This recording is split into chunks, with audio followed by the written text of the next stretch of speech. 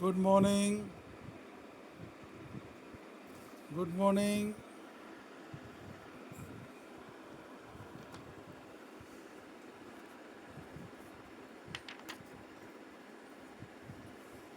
Good morning.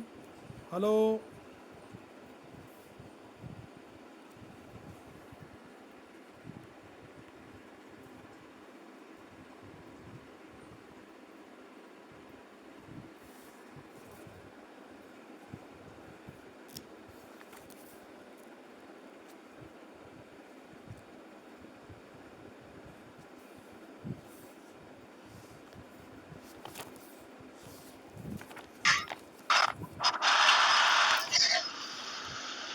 Good morning. Good morning students. Good morning sir. आज कोई problem हो गया था, मैं वाईफाई भूल गया था घर पे, इसलिए मैं घर पे लौट के आया हूँ अभी। हेलो। तो थोड़ा क्लास लेट हो गई है। आज मैं आपको वर्किंग स्ट्रेस मेथड पढ़ा रहा था कल। आज मैं लिमिट स्टेट मेथड का शुरुआत कर रहा हूँ। और लिमिट स्टेट मेथड में ये चैप्टर 3 नंबर है डीबी गुप्ता सिंह की बुक में। और मैं आपको दिखा देता हूँ चैप्टर। ये चैप्टर है सीमांत अवस्था विधि। दिख रहा है आपको? आप देख पा यस रहे हैं? सर। Yes sir. है ना? इसमें इसमें थ्योरेटिकल है ये सब चीज़ें, इसको पढ़ने की ज़रूरत नहीं है ज़्यादा। अगर अगले पेज पर चलते हैं।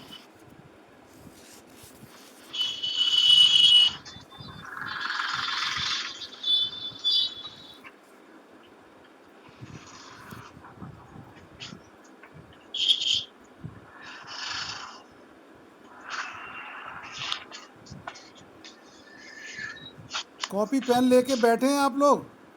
हेलो। हेलो। Yes sir.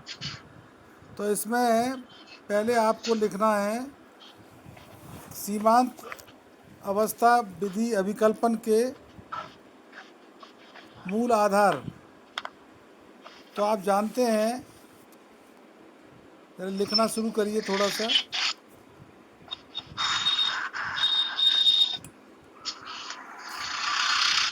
सीमांत अवस्था विधि के मूल आधार क्या हैं? पहला है, इसमें पदार्थों की अभिलाक्षणिक सामर्थ्य निकाली जाती है, जिसको अंग्रेजी में बोलते हैं कैरेक्टरिस्टिक स्ट्रेंथ ऑफ मटेरियल। मतलब पदार्थों की अभिलाक्षणिक सामर्थ्य। और किसी पदार्थ की अभिलाक्षणिक सामर्थ्य जो है जांच द्वारा आंकी जाती है। और सभी जांच प्रदर्शनों की जो सामर्थ्य है समान नहीं होती है, इसके लिए कुछ भिन्नता अवश्य पाई जाती है। तो किसी पदार्थ की अभिलाक्षणिक सामर्थ्य या विशिष्ट सामर्थ्य वह मान है जिसकी पुष्टि 95% सैंपल टेस्ट रिजल्ट द्वारा कर रहे हो। और केवल 5% केवल 5% जो है पेदर्स वह मान प्राप्त करने में असमर्थ हों या विफल हों। उदाहरण के तौर पर, यदि किसी पदार्थ की अभिलाक्षणिक सामर्थ्य जैसे M15 ग्रेड की 15 न्यूटन पर एम स्क्वायर है, इसका तात्पर्य यह है कि जांच परीक्षणों में केवल 5% प्रतिदर्श जांच परिणाम ही 15 न्यूटन पर एम स्क्वायर का प्राप्त करने में विफल रहेंगे। 5% बस। बाकी इसीलिए विभिन्न ग्रेड की कंक्रीट की अभिलाक्षणिक सामर्थ्य FC के आपको टेबल में मैंने आपको बताई थी 1.2 में दिख जाएगी। मैं आपको दिखाई दे रहा हूँ 1.2 टेबल कहाँ है। 1.2 टेबल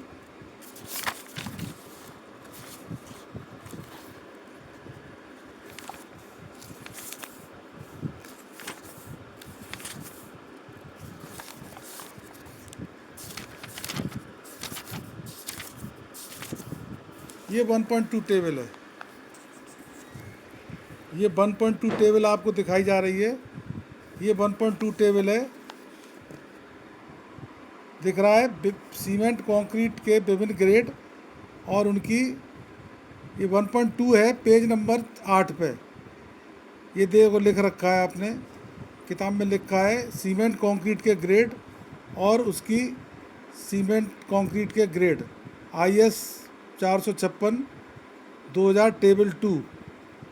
ये एम ग्रुप है, सामान्य कंक्रीट, मानक कंक्रीट और तनन उच्च सामर्थ्य कंक्रीट, इन सब के ये ग्रेड के नाम लिख रखे हैं M10 से M80 तक।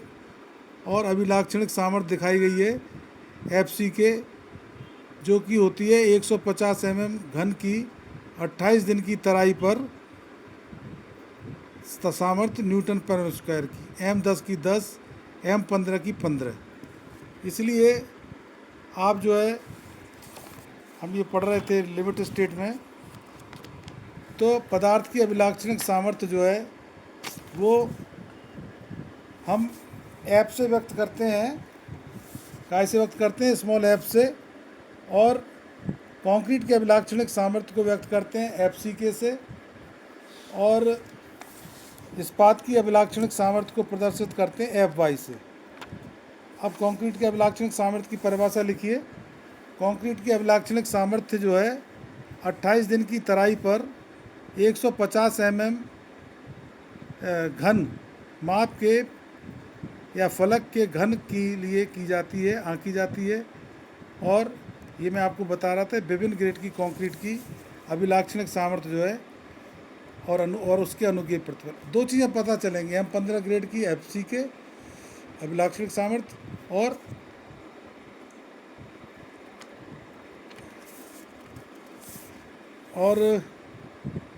अनुकीय प्रतिबल।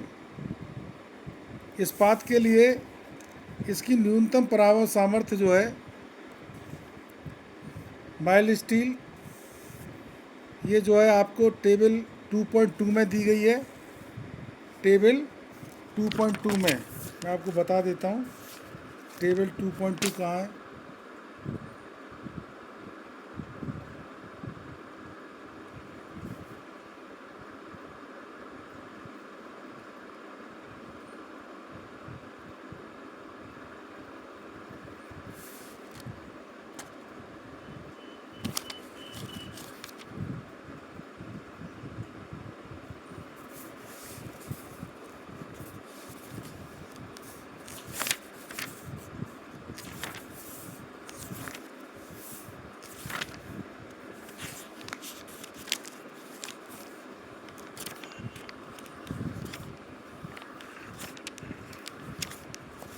ये टेबल 2.2 में दी गई है आपको,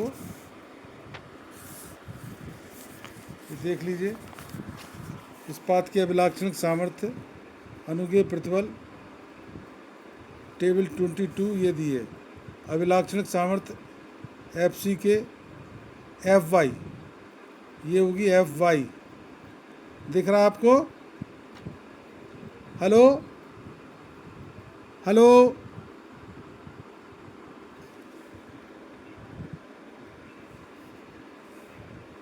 ये दिख रहा है आपको? हेलो हेलो हेलो,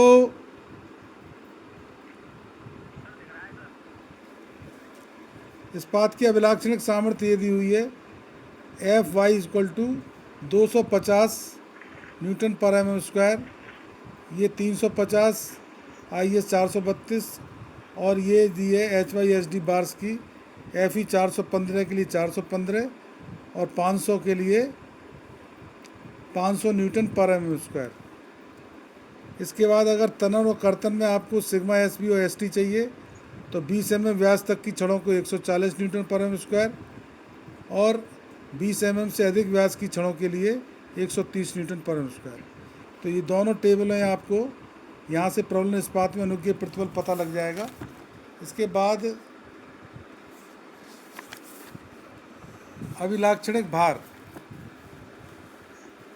अभिलाक्षणिक भार क्या होते हैं?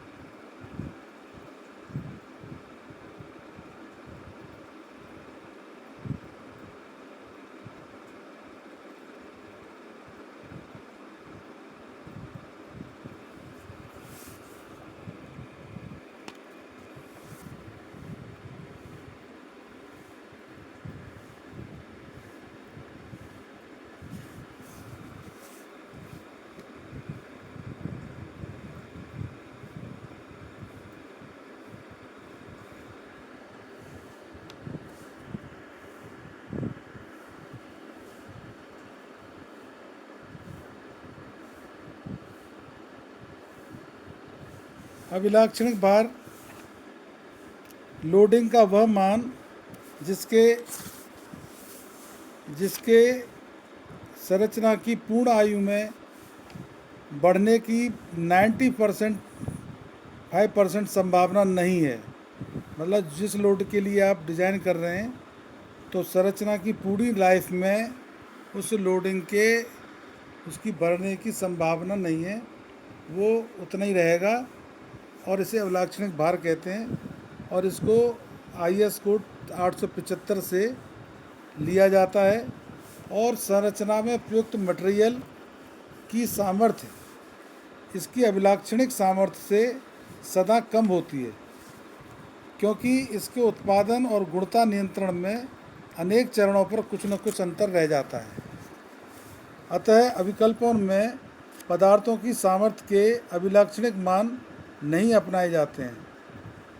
अब इसमें पार्शियल सेफ्टी फैक्टर इस्तेमाल करते हैं, जैसे कि वर्किंग स्ट्रेस में आप यूज़ करते थे सेफ्टी फैक्टर्स, अब आप यूज़ करते हैं पार्शियल सेफ्टी फैक्टर्स।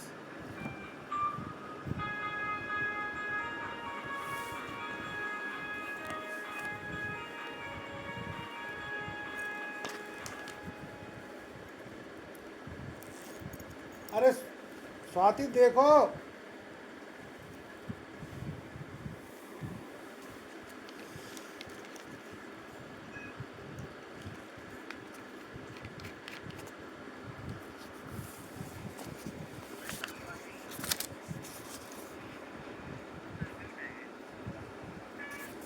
इसके लिए आप जो है संरचना की पर्याप्त सुरक्षा के लिए और दीर्घ सेवा योग्यता के लिए आप कोड में पदार्थों और भारों के लिए आप सुरक्षा गुणांक इस्तेमाल करते हैं और अभिकल्प मान प्राप्त करने के लिए अभिलाक्षणिक मान को सुरक्षा गुणांक से भाग दे दिया जाता है या गुणा कर दिया जाता है। मैं अभी बताऊंगा कहाँ गुणा करना है, कहाँ भाग करना है। सीमा अवस्था विधि में ये गुणांक आंशिक सुरक्षा गुणांक कहलाते हैं और इनको हम गामा से व्यक्त करते हैं। इनको हम गामा से व्यक्त करते हैं और गामा M होता है पदार्थ के लिए आंशिक सुरक्षा गुणांक और गामा F होता है भारों के लिए आंशिक सुरक्षा गुणांक। सीमांत अवस्था स्थिति में कंक्रीट के लिए आंशिक सुरक्षा गुणांक गामा MC कहलाता है, जिसको बोलते हैं 1.5 गामा MC। और प्रबलन इस्पात के लिए आंशिक सुरक्षा गुणांक होता है गामा MS, जिसका मान होता है 1.15।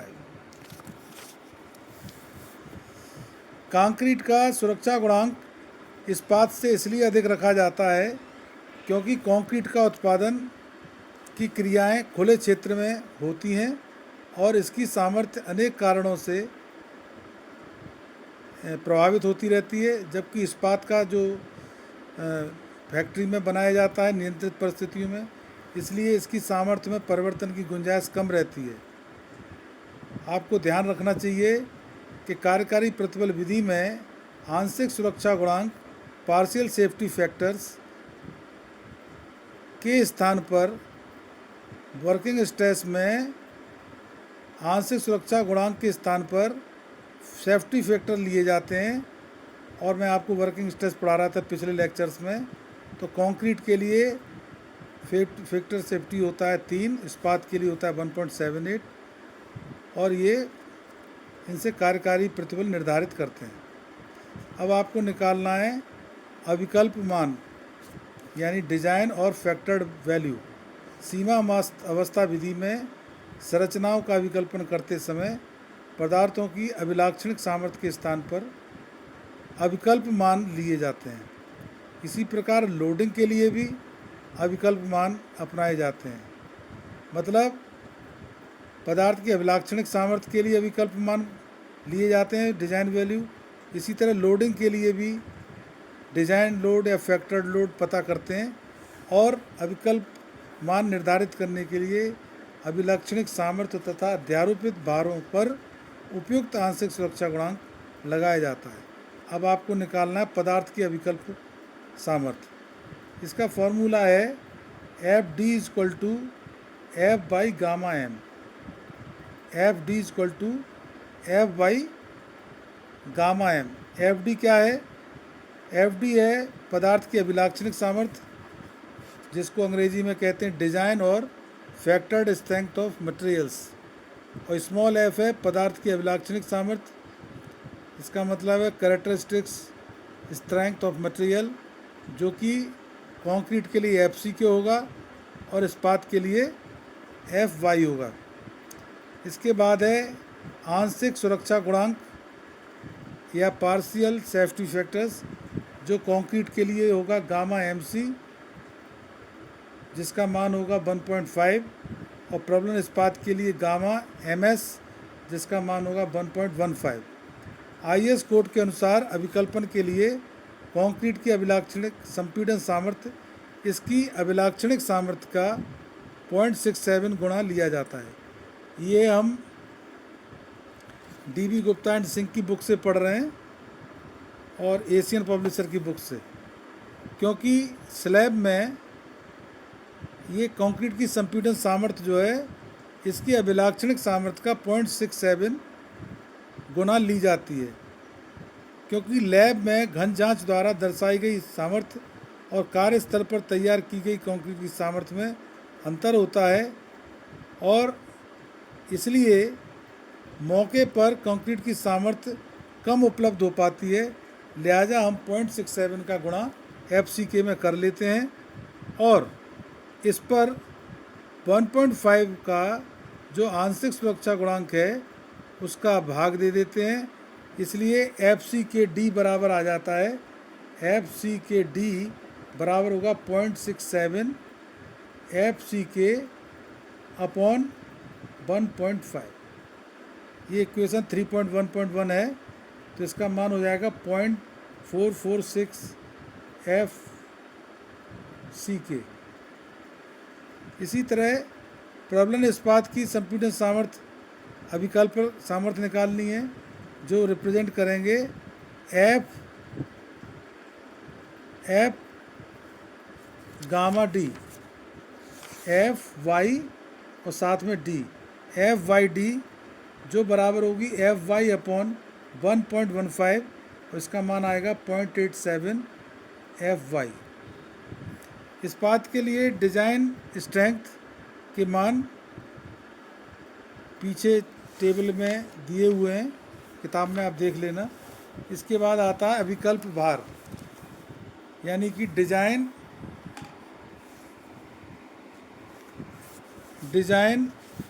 और फैक्टर्ड वैल्यू।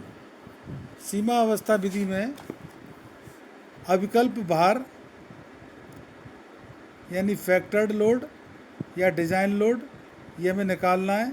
इसको निकालने के लिए अभिलाक्षणिक भार में हम उपयुक्त आंशिक सुरक्षा गुणांक से गुणा करके निकालते हैं। पदार्थों की अभिलाक्षणिक सामर्थ्य निकालने में हम पदार्थ की जो आंशिक सुरक्षा गुणांक हैं उनका भाग देते हैं, और अभिकल्प भार या फैक्टर्ड लोड निकालने के लिए हम अभिलाक्षणिक भार में से अधिक भार पर, इसलिए खंड सुरक्षित रहता है, क्योंकि हम अभिकल्प भार जो है गामा एफ का गुणा करके अभिलाक्षणिक भार को उपयुक्त आंशिक सुरक्षा गुणांक से गुणा करके हम निकाल लेते हैं। तो अभिलाक्षणिक भार से भी अधिक भार पर खंड सुरक्षित रहता है, और एफ डी बराबर होगा F capital into gamma F, F upon gamma F. ध्यान देने की बात यह है कि अभिकल्प भार के आधार पर फैक्टर्ड बंकन आघूर्ण, फैक्टर्ड शियर फोर्स आदि ज्ञात किए जाते हैं। मतलब जो हम अभिकल्प भार निकालते हैं उसके सुरक्षा गुणांक का भाग गुणा करके, गामा एफ का गुणा करके, और वो जो है कितना होता है ये टेबल में दिया गया है। आपको मैं टेबल दिखा देता हूँ, इसमें टेबल में दिया हुआ है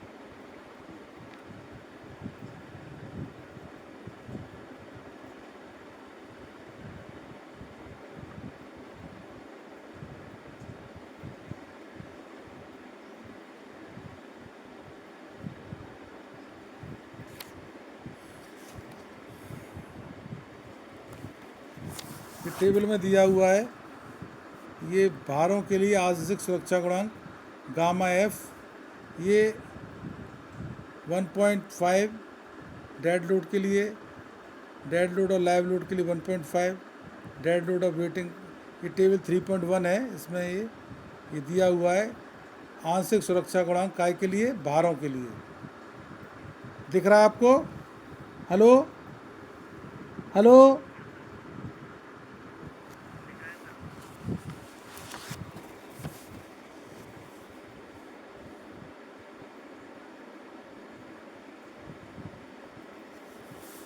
इसके बाद कंक्रीट में प्रतिबल विकृति में संबंध, ये परीक्षा वगैरह में नहीं पूछा जाता है।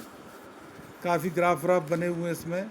कंक्रीट का प्रतिबल विकृति वक्र, इसके बाद है इस्पात के प्रतिबल विकृति वक्र में संबंध।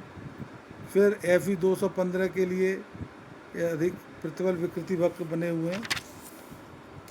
इसके बाद आप लिमिट स्टेट ऑफ प्रबलन इस्पात के लिए अभिकल्पन सामर्थ्य मान निकाल लें।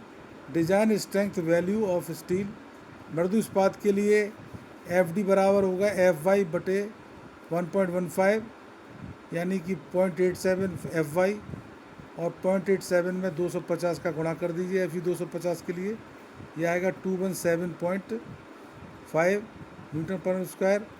और उच्च सामर्थ्य FE 415 के लिए FD का मान आएगा 0.87 इंटू 415, 361 न्यूटन पर स्क्वायर।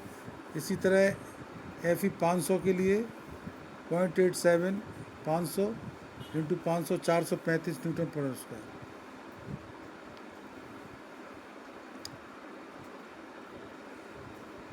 इसके साथ मैं इस क्लास को ऑफ कर रहा हूँ और आपकी क्लास अगली क्लास जो है 3 बजे करीब लूँगा मैं। और अभी आप स्क्रीनशॉट ले लेना। स्क्रीनशॉट जो भी ले वो तुरंत भेज दे, उसे फॉरवर्ड करके। ठीक है, मैं क्लास बंद कर रहा हूँ।